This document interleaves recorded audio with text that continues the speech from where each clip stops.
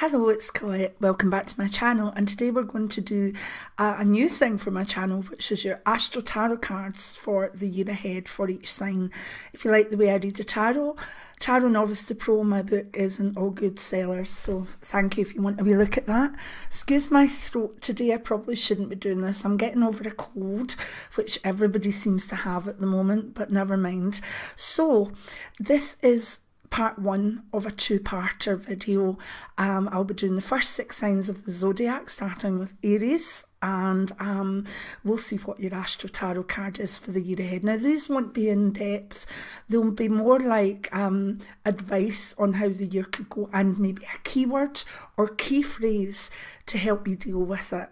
And if you like Astro Tarot, give me a thumbs up, because it could be a monthly thing if it's liked. It's basically just a tarot card being drawn for each individual zodiac sign, and this is for 2018. So thumbs up if you like it, and comment below, and we'll see how it goes. Okay, so we're going to go first for Aries and see what their card is for 2018.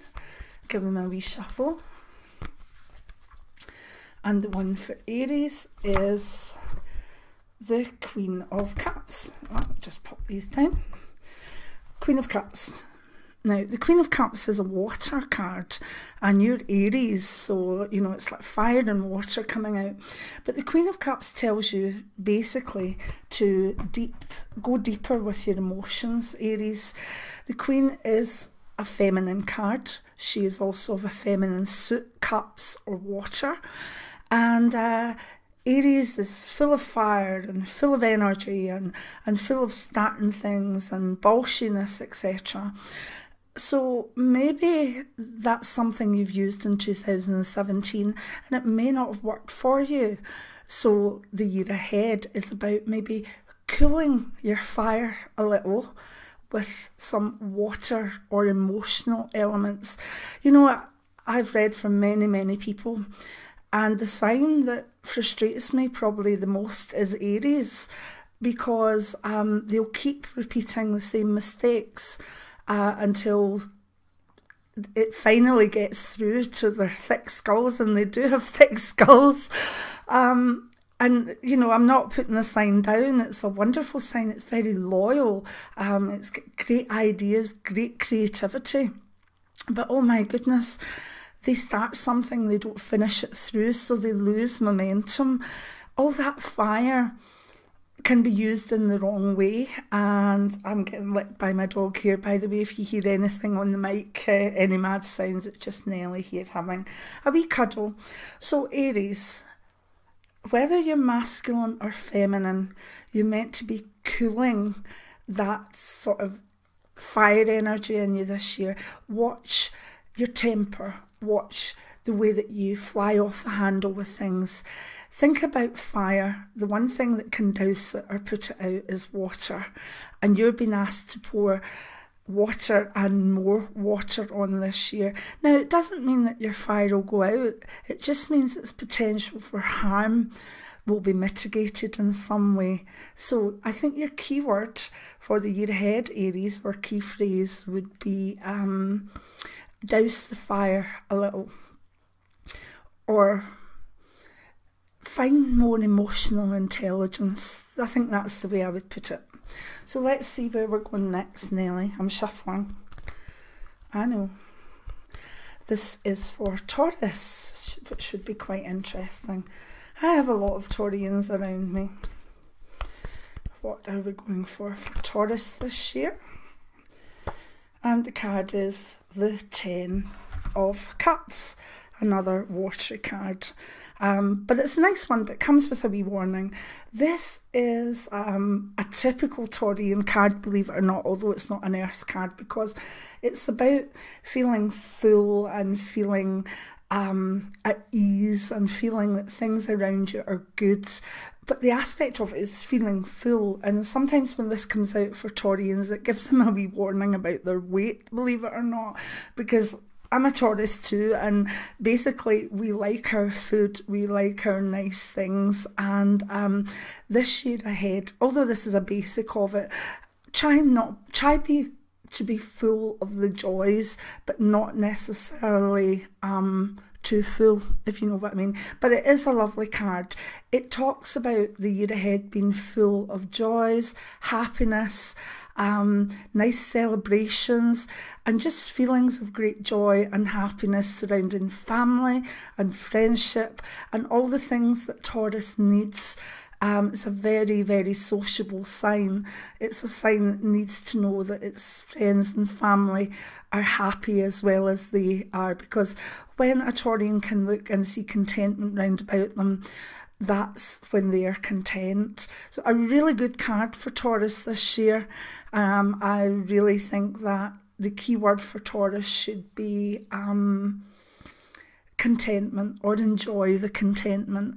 And that means that it's not a year for maybe doing things that would make you too anxious or leaps of faith. It's just about looking at your life and saying, you know, this isn't half bad.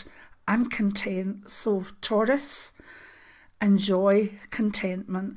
And if you find that you're not getting there with contentment, then find ways to find your contentment, whether that's some self-help videos or books, or whether that's reaching out to other people. Because the one thing that I have known in life is if you've got worries or problems, the one way to put them into perspective is to actually focus on other people and what you can do for them.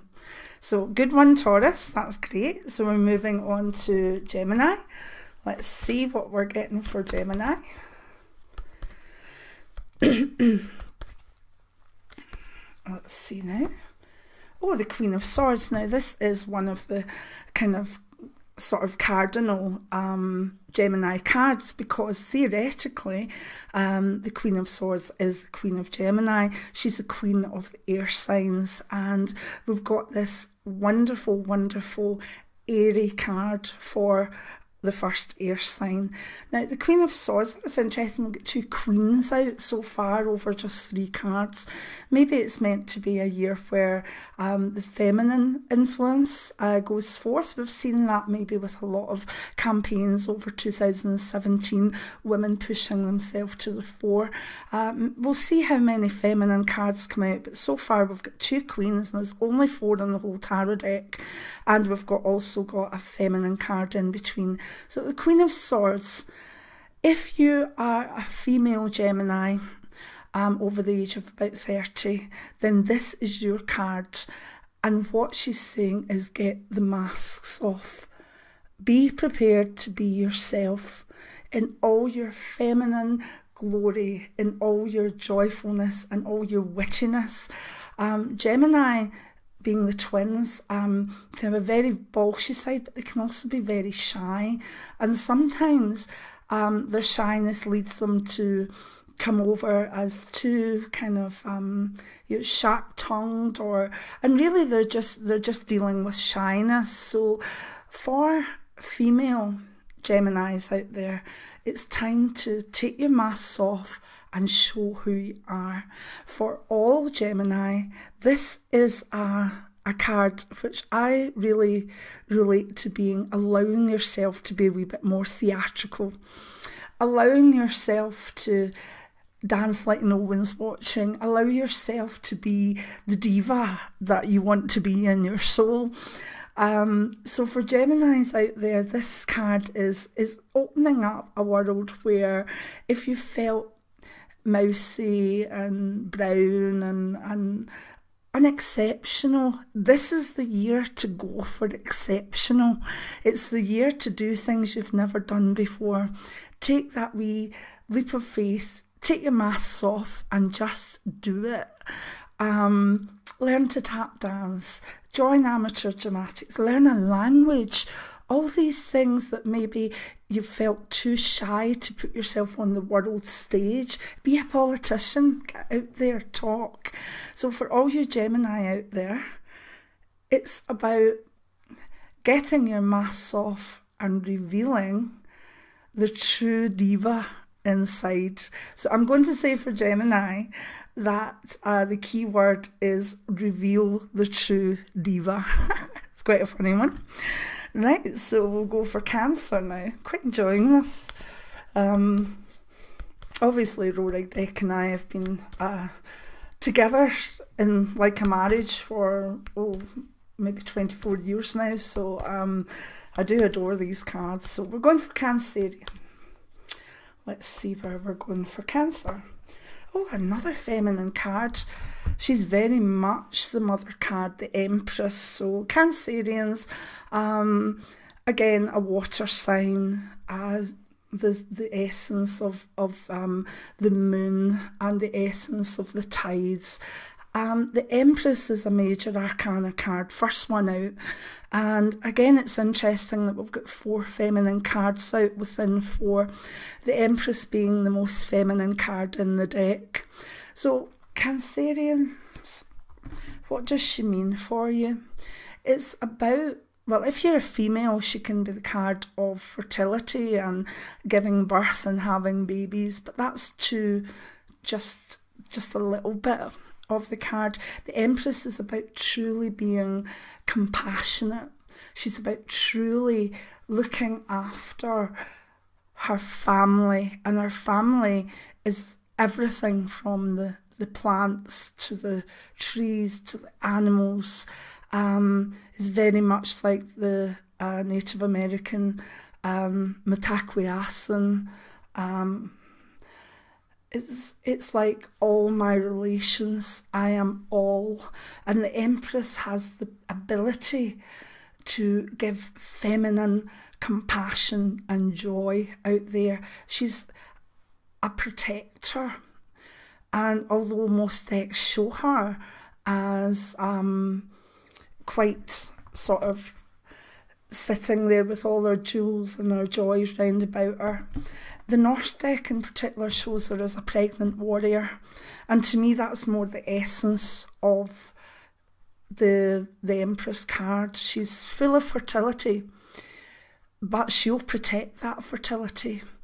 So although she's a very feminine card, and she's bringing forth things like fertility, compassion, love for the earth, love for your family, I'm going to take out the meaning that I feel she has for the year ahead for Cancerians. And your keyword, I believe, your key phrase is be the warrior, or be the feminine warrior. Even if you're a man, find your feminine side and fight to allow it out. Go out there and fight for things like compassion, like equality. That's the true Empress. And excuse me, got here. So Cancerians, who can be quite closed off at times, have got wee soft hearts but a nice thick shell. It's time to dig in to that soft part within, and then use the shell as a shield. Be a warrior for love. Yeah, I like that one as well. So Cancer, very, very, very feminine sign, but she is the ultimate feminine warrior. So be your own warrior. Excuse me. Right. So if we now go to Leo, let's see what we've got for Leo. Right, we've finally got away from water and feminine, although this is the 2 of discs, I believe. Yeah, and again, discs is a feminine. Discs or pentacles is seen as a feminine suit. This says change on it. Now, Leo, this is a really important card for you, because some Leos have been quite stuck for a while. They've not felt as though they're making the progress that they wanted, particularly in 2016, 2017. Now, this card just shows the obstacles in the way, that the universe will just take you round them. It's a brilliant card because it brings out a balance between your wishes and what the universe is providing for you. It says change on it. And for Leo this year, I would like to say don't fear change. I know it's seen as a sign of great strength and ferocity and braveness, but sometimes they're a wee bit lazy, and when change comes or it's on the horizon, they look at it, they get excited about it, and then they think, I'd rather sleep. Now, that's just a caricature. But you Leos out there will know what I mean. Change can be exhilarating, but it can also make you fear for what you've got and not wanting to lose it. So for Leo in the year ahead, I'm going to say, don't fear change. Change is good, challenge is good, and believe me, with this strong energy and this strong card, you will be able to balance your fears and move forward through change to better days. So that's a nice one too. Still a feminine suit. So let's see if we can get Virgo now, and that will be the first of the 6 done. Virgo. Let's see what Virgos should expect this year. Oh, a fire card. My goodness, a fire card for once. This is the first real masculine card that's come out of 6. So I'm still going to say that this is the year for feminine energies, and this is the year for women to move forth. Now, the Knight of Wands, as you can see, is very, very fiery. And sometimes is feeling frustrated. It's a masculine fire sign, which is fire on fire. So for we earth sign Virgo, what does it mean? It actually means to find that fire within you to overcome any setbacks in the year ahead. And I'm not saying there will be, but every year has setbacks in it. So you have to find that fire within you to keep you going, to push you forward. Now that can be in all areas of life, whether it's practical, whether it's family, whether it's creativity, whether it's job. Virgo, I've noticed getting very tired over the last 2 years. They're a sign that does too much simply because they have a sense of I should. And I've noticed quite a lot of Virgos almost being swallowed up by their ability to say yes too often. So this card is meant to give you a wee bit of the, not anger, but the assertiveness to say, no, I'm not doing that. Or, no, I have a reason why I don't want to do that. And it's there to give you the energy to carry forth the things you want to happen. Not really anyone else, but you. So for Virgo, I'm going to say your key word is, a key phrase. I want to say, put yourself first. But I think I'm also going to go with be more assertive for your own needs. That's the way I would put it. Find assertiveness for your own needs first. Right, so out of 6 cards, we've got 1 masculine and 5 feminine.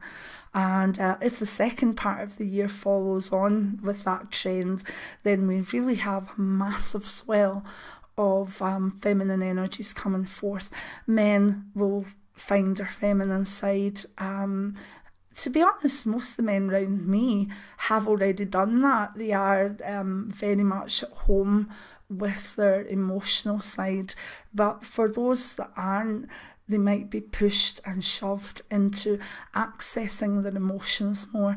And, that can't be a bad thing, because I believe that the suicide rate, the highest suicide rate is for men between about 20 and 35.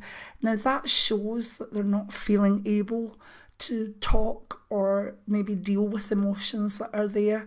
So with this energy of opening up to the feminine, I hope that's going to help many people access their emotions more. And because of that, in 2018, in a stronger and more balanced position. So that's the first 6 of the zodiac. I hope you enjoyed it. tune in over the next few days for the last 6. And if you do like this and maybe fancy Astro Tarot done more often, then just let me know. Remember, the weekly tarot card is general for everybody. This is more pinning down a sign for the year, and maybe, you know, if we do it monthly, I'm not sure. It's up to you. If you want it, let me know. And if you don't, then that's fine too. I'll do it once a year, and I'll do it once a year because I've bloody well enjoyed this. So many blessings. Mind and tune in for part 2, and I'll see you soon.